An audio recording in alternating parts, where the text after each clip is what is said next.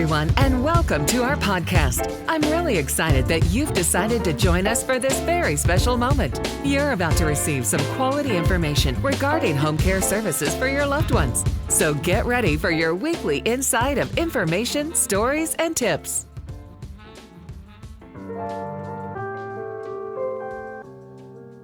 Good morning, everybody. My name is Daniel Cerrato. This is my second time doing this podcast.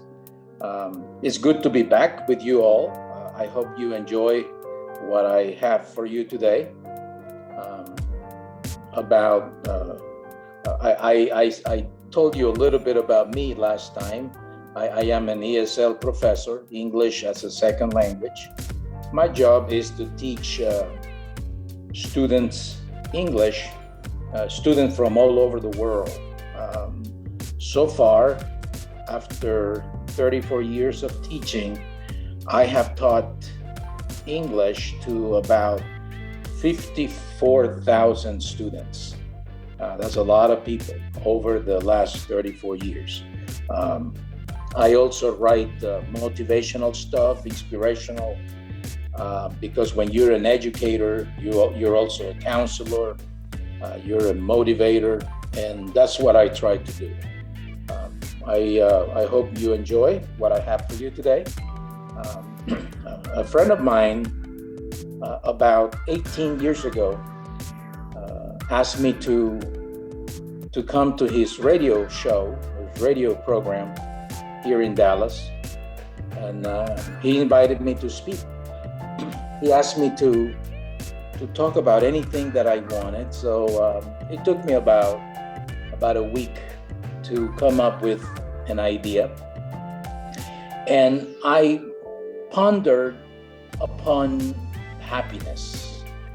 And, I realized that we look for happiness in the outside world, but we don't realize that real happiness is already in us, within us, and we spend time looking for temporary happiness, and we have to have a permanent attitude. Being happy is more like a decision. It's more like a mindset that I have in order to manage my life positively and make things happen. They say that if nothing happens and if nothing changes, so you need to change, and then your world will change. So if you want to keep on getting what you're getting, keep on doing what you're doing. It doesn't take an Einstein for that one. Unless you change your behavior, you will continue to have the results that you're having right now. So it's important for us to think about our life. Am I living a life with a purpose? Do I have a purpose in life? Do I have the life that I want? Am I heading the direction that I want? Do I have a compass for my life? So here's what I wrote 18 years ago. The title is Find Me. When I say find me, that is happiness talking to you. Find me.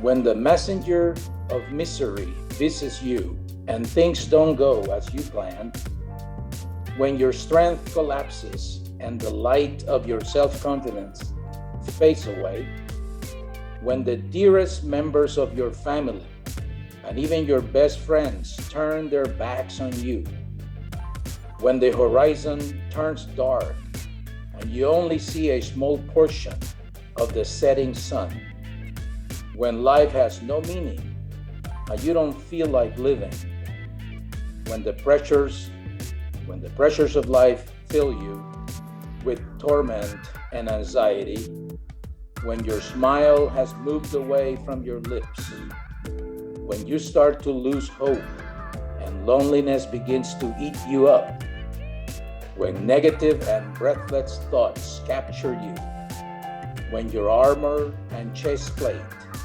change from iron to paper, and the outside world affects your vulnerable emotions, then you will look up into the majestic sky and ask yourself, why me?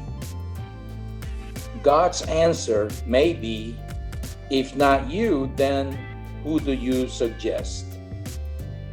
Fortunately, you have a choice to live each day of your life. The only thing left for you to do is to open the only door that you have, and that door is your attitude. You cannot change your past. You cannot change the fact that people will act a certain way. You cannot change the inevitable, but you can change your attitude. What have you done with your life so far? What are you doing now, and where are you heading? Do you have the life that you have always wanted, the life that you always sought? Are you challenging yourself? Can you control what you are? You can make decisions with the direction of your life. If you carry a load of grudge and resentment on your back about something that happened to you in the past, it can decrease your ability to live in the present. You have to get rid of that burden that has no real value. The only value that it has is the value that you have given it. You forgave the person who did you so much harm. But more importantly, have you forgiven yourself? Now, drop the load to use your strength to face adversity. You were born with the responsibility and obligation to make a positive impact in this life. When you decide to achieve greatness, you are taking real responsibility for your life. Focus on getting ahead and not on revenge. You cannot continue living in the past, but there are things that you can contribute to the present and the future. The human spirit has the ability to overcome even the most devastating loss. When you wake up in the morning, feel blessed and highly favored by the fact that you are alive. If you think you deserve good things, take the plow of your life and don't look back. Work hard for what you want with tenacity, determination, discipline, effort, and sacrifice. Be creative and change the course of your life for the better. Walk boldly towards your goal, confident, with your eyes firmly fixed on that thing that you want. Ask for help.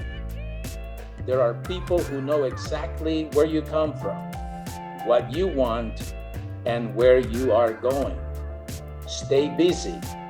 Stay active. Don't make big decisions if you are depressed or fearful, but keep plowing the ground of your life. Feel the force of your life in motion and remember that you are in control. Fill yourself with positive thinking, positive things. Surround yourself with positive people who inspire, motivate, and encourage you. The least you need is negative people to discourage you. People that find fault in you. People who remind you of the mistakes you made in the past. People who explore your weaknesses.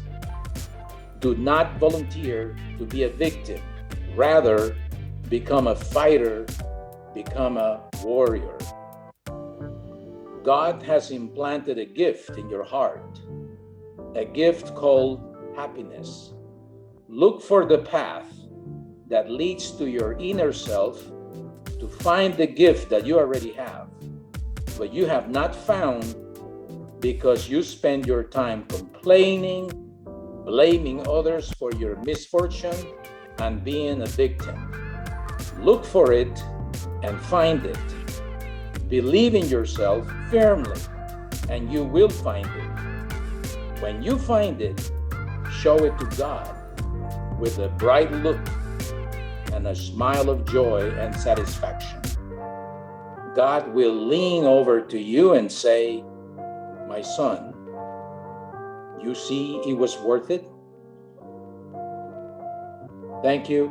I hope you have enjoyed this message, and most importantly, to think about it and make that decision to change your attitude. Thank you. Until next time. Bye-bye. Thank you for sharing this moment with us. We hope you enjoyed it.